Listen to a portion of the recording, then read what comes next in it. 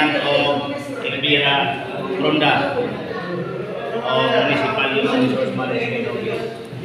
So, ako po ang natahasan para mag-orient sa inyo at saka mag-deploy.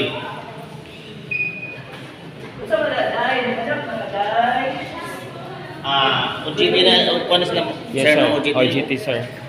On the job. Pag OJT tayo, more or less, parang nagpa-practice tayo ng sa loob ng opisina ng trabaho pa.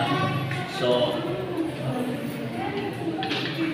more or less, pag kailangan, pag nasa office na kayo, parang professor, pag yung ng Tagalog, no? When you are in the office, no, you have to observe, and at the same time, dapat di pa mo mamamot.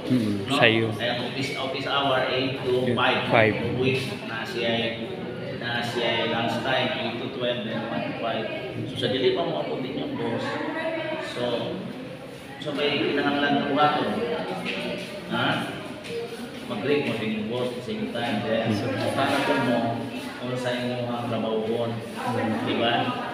Hindi ko mag-record lang dito mga magulat. Pero pagka na hinanaman ko na masin kami na bago pa ng kaya dito para kung istoryahan ng boss kung sa'yo ang mga trabaho matabang sa opisina.